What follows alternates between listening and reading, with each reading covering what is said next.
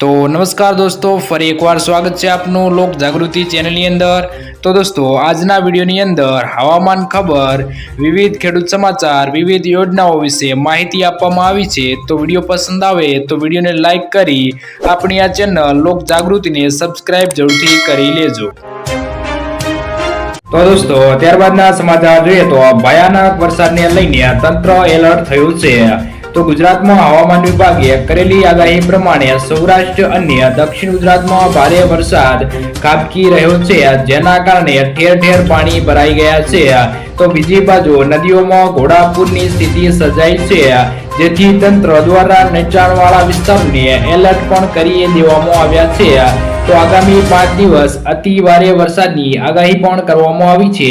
તો રાજ્યમાં red alert વિસ્તારોમાં એનડીઆરએફ ની ટીમ પણ તૈનાત કરવામાં આવી છે મિત્રો।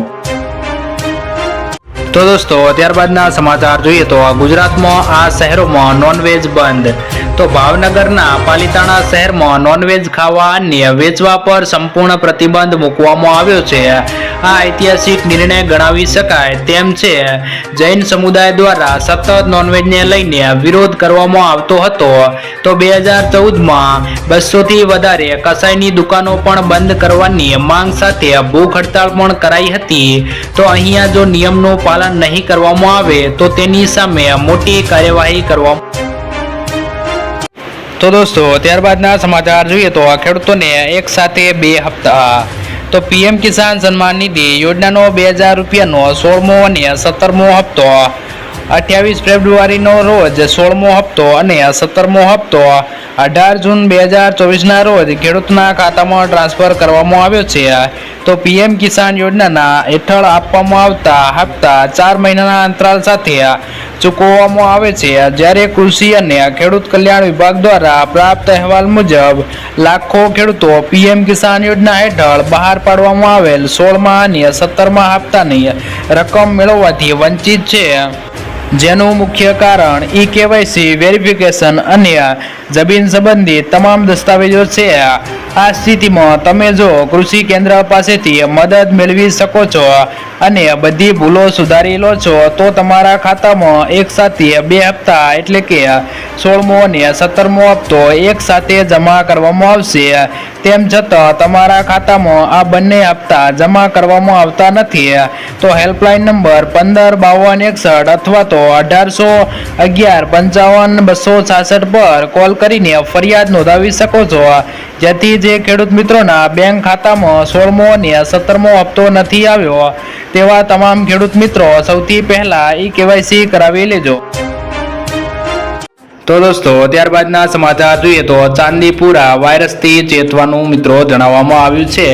તો ચાંદીપુરા કોઈ નવો વાયરસ નથી। વર્ષ 1965માં પ્રથમ કેસ નોંધાયો હતો। વરસાદી ઋતુમાં સામાન્ય જોવા મળતો રોગ છે।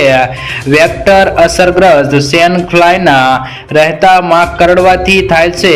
આ રોગ 9 મહિનાથી 14 વર્ષની બાળકોમાં ખાસ જોવા મળે છે અને તે મુખ્યત્વે ગ્રામીણ વિસ્તારમાં જોવા મળે છે। આ વિસ્તારમાં નાના બાળ દર્દીઓને હાઈ ગ્રેડ તાવ, ઉલટી, ઝાડા, માથાનો દુખાવો અને ખેંચ જેવા પ્રાથમિક લક્ષણો જણાય છે તો તાત્કાલિક તબીબને બતાવવું। અને મિત્રો, ગુજરાતમાં અત્યાર સુધીમાં 12 કેસ જોવા મળ્યા છે। 6 દર્દીઓ સારવાર હેઠળ છે અને ચાંદીપુરા વાયરસના પરીક્ષણ માટે પુના સેમ્પલ પણ મોકલવામાં આવેલ છે, જેનું પરિણામ 12 થી 15 દિવસે આવશે। મિત્રો, અત્યાર સુધીમાં ચાંદીપુરા શંકાસ્પદ 6 દર્દીઓનું મૃત્યુ નોંધાયું છે અને સેન્ડ ફ્લાય માખી કંટ્રોલ માટે કુલ 2093 ઘરોમાં જંતુનાશક દવાઓનો છંટકાવ પણ કરવામાં આવ્યો છે મિત્રો। તો દોસ્તો, ત્યારબાદના સમાચાર જોઈએ તો ખેડૂતોને મળશે 20,000 રૂપિયાની સહાય। ગુજરાત સરકાર દ્વારા પ્રાકૃતિક ખેતી કરતા ખેડૂતો માટે ખૂબ જ મહત્વપૂર્ણ નિર્ણય લેવામાં આવ્યો છે। કેન્દ્ર સરકારના પ્રાકૃતિક ખેતીને પ્રોત્સાહન આપવા અપીલ કરી હતી, ત્યારે ગુજરાત સરકારે પ્રાકૃતિક ખેતી કરતા ખેડૂતોને પ્રોત્સાહિત કરવા માટે સહાય યોજના અમલમાં મૂકી છે। રાજ્ય સરકાર દ્વારા અમલમાં મુકાયેલી નવી યોજનાની માહિતી આપતા કૃષિ મંત્રી રાઘવજીભાઈ પટેલે જણાવ્યું હતું કે રાજ્યના દરેક નાગરિકને રાસાયણિક ખાતર તેમજ જંતુનાશક દવાના ઉપયોગ કર્યા વિના ઉત્પાદિત કરેલા શાકભાજી પાકો સરળતાથી મળી રહે તે માટે શાકભાજી પાકોમાં પ્રાકૃતિક કૃષિને પ્રોત્સાહન આપવાની યોજના અમલમાં મૂકવામાં આવી છે। આ યોજના હેઠળ શાકભાજીની ખેતી પ્રાકૃતિક ખેતી પદ્ધતિથી કરતા હોય તેવા ખેડૂતોને બિયારણ, પ્રાકૃતિક ઇનપુટ, ખેતી ખર્ચ તથા શાકભાજીની પ્રાકૃતિક ખેતીને પ્રોત્સાહન મળે એના માટે મહત્તમ 20,000 રૂપિયા પ્રતિ હેક્ટર સહાય આપવામાં આવશે। આ યોજનાના અમલીકરણ માટે રાજ્ય સરકાર દ્વારા અંદાજપત્રમાં 1,000 લાખની રકમ ફાળવવામાં આવી છે। મિત્રો તો દોસ્તો ત્યારબાદના સમાચાર જોઈએ તો ખેડૂતોનું 2 લાખ રૂપિયા સુધીની લોન માફ। ખેડૂતોની લોન માફી સમગ્ર દેશમાં સૌથી વધુ ચર્ચિત વિષય છે। તેવામાં તેલંગાણામાં ખેડૂતોની લોન માફ કરવામાં આવી છે। તેલંગાણા સીએમ રેવંત રેડ્ડીએ લોન માફી યોજનાની જાહેરાત કરી છે। તેમણે કહ્યું છે કે 11 ડિસેમ્બર 2018 અને 9 ડિસેમ્બર 2023 વચ્ચે લોન લેનારા ખેડૂતો માટે 2 લાખ રૂપિયા સુધીની લોન સંપૂર્ણપણે માફ કરવામાં આવશે।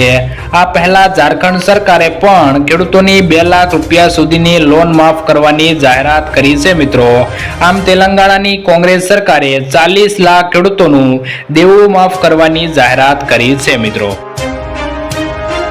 તો દોસ્તો ત્યારબાદના સમાચાર જોઈએ તો ખેડૂતો માટે ખૂબ જ કામની જાહેરાત।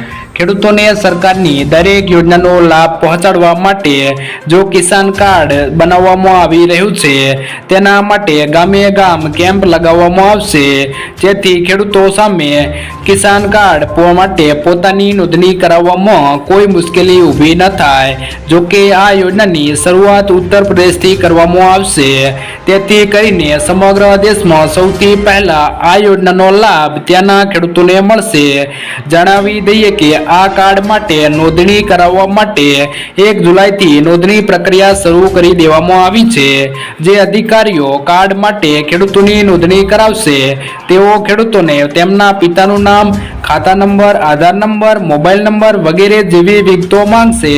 તેમજ છેલ્લા 2 સિઝનમાં વાવવામાં આવેલ પાકોની માહિતી પણ મેળવવામાં આવશે। મિત્રો તો દોસ્તો ત્યારબાદના સમાચાર જોઈએ તો મહિલાઓને મળશે 60,000 રૂપિયાની સહાય। ભારત સરકારે કૃષિ ક્ષેત્રમાં મહિલાઓને ભાગીદારી વધારવા માટે કૃષિ સખી યોજના શરૂ કરી છે।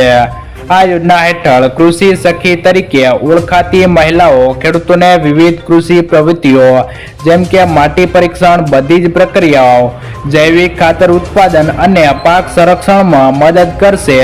તેમની સેવાઓ માટે તેઓ 60,000 થી 80,000 સુધીની વાર્ષિક આવક મેળવશે। કૃષિ સખી બનવા માટે વ્યક્તિએ યોજના માટે અરજી કરવી પડશે અને 56 દિવસની તાલીમ લેવી પડશે। તો દોસ્તો આજના વિડીયોની અંદર આટલું જ। જો વિડીયો પસંદ આવ્યો હોય તો વિડીયોને લાઈક કરી આપણી આ ચેનલ લોક જાગૃતિને સબસ્ક્રાઇબ જરૂરથી કરી લેજો।